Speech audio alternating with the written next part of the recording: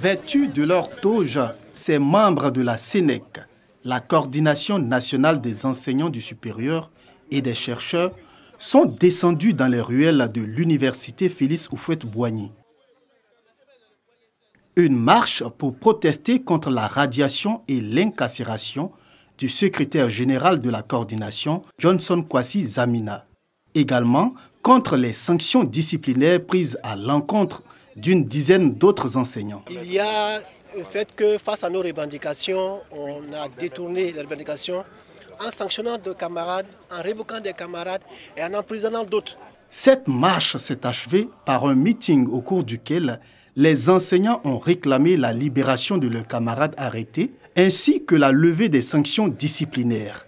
D'autres revendications liées à leurs conditions de travail ont été faites. La reconsidération des dossiers de candidature au CAMES de la session 2019 des membres et sympathisants de la SENEC, la modification dans le sens de son amélioration du décret 1976 réglementant les enseignements, les encadrements et les taux horaires dans l'enseignement supérieur et la recherche.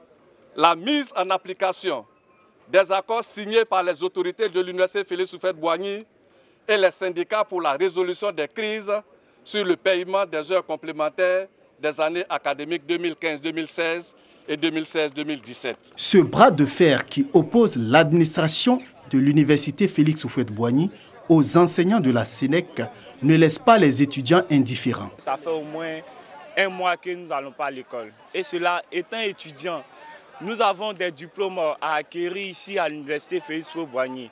Et nous demandons au président Abou Karamoko d'essayer de voir la situation de nos enseignants afin que nous, étudiants, nous puissions reprendre leurs cours. Un peu à l'école, beaucoup à la maison. Et pour ça ne nous arrange pas. Donc, ensemble, au nom de tous les étudiants de Côte d'Ivoire, on appelle et les enseignants et le président de l'université à une discussion franche pour une sortie de crise vraiment durable. Depuis plus d'un mois, l'université Félix Houphouët-Boigny traverse une crise qui cause un ralentissement de ses activités. Espérons qu'une solution durable sera trouvée par les deux parties pour l'avenir de l'école ivoirienne.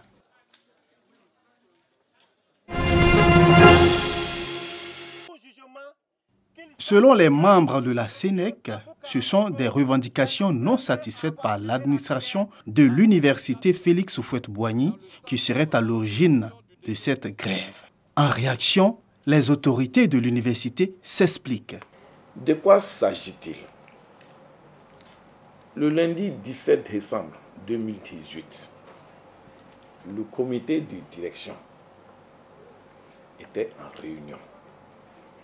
Lorsque un groupe d'individus, c'est-à-dire un groupe d'enseignants, ils étaient au nombre de 8, sont venus demander à rencontrer le président. Nous leur avons dit d'attendre à la salle d'attente et que dans une dizaine de minutes, on allait les recevoir. Ils ont dit non. Alors qu'ils n'ont pas demandé un rendez-vous. Et ils ont forcé la porte, mais que vous voyez là, et ils sont rentrés. Mais pour demander quoi? Pour demander le paiement des salaires, alors qu'on était le 17 mai du mois. Mais pour demander le paiement des salaires de décembre. Mais tout simplement en disant qu'ils avaient des enfants à qui ils devaient acheter des jouets. C'est tout. On leur a dit, est-ce que pour ça, vous avez besoin de vous constituer en commando pour venir faire ce que vous avez fait?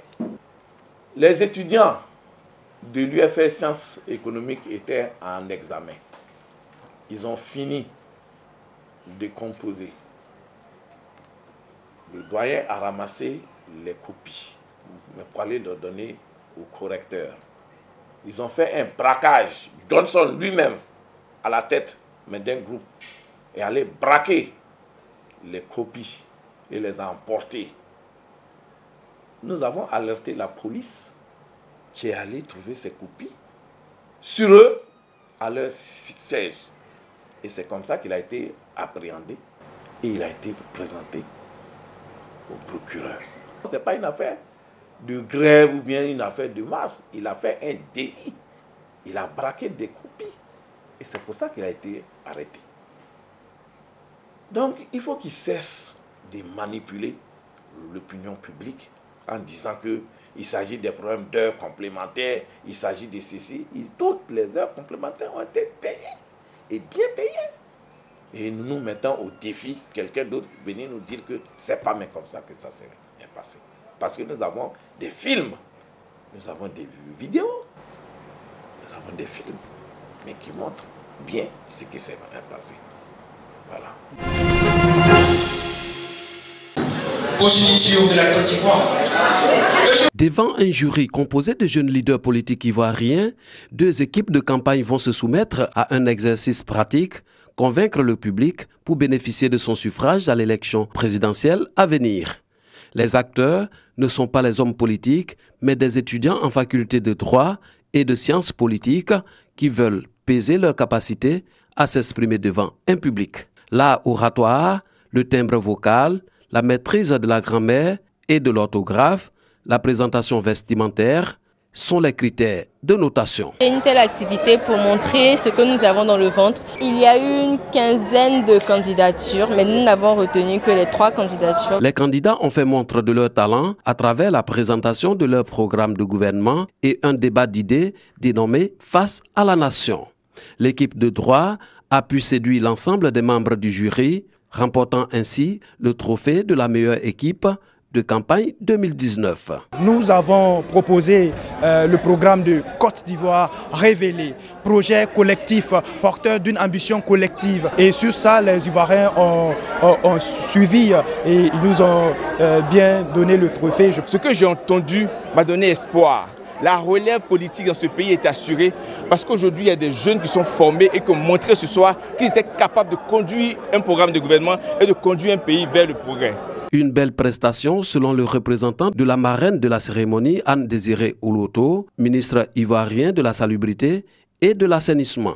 Quand vous voyez ces jeunes s'exercer à une telle activité, il n'y a qu'à les féliciter parce que, ayant pris conscience de leur rôle dans l'avenir, comme si j'aime bien le dire, la jeunesse est le moteur de l'avenir.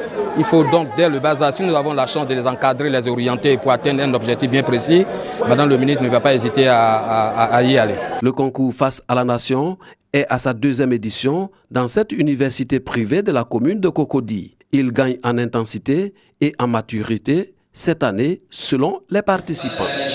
Ce concours également qui a pour but d'allier la théorie à la pratique.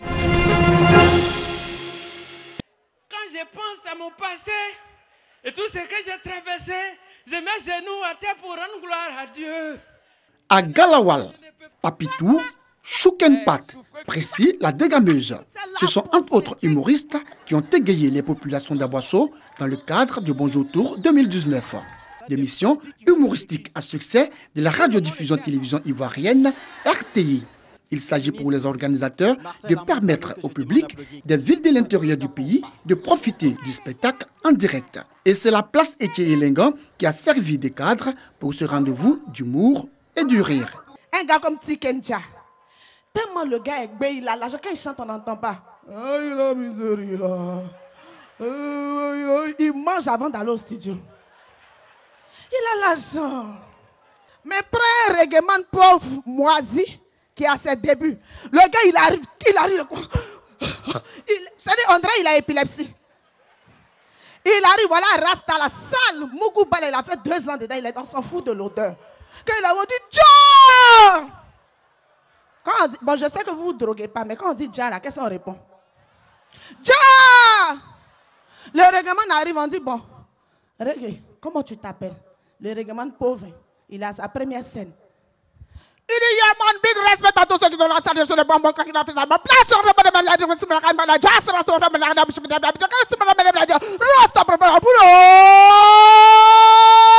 autorités, élus, cadres, parrains et public d'Abosso se réjouissent des différentes prestations des humoristes qui n'ont pas boudé leur plaisir.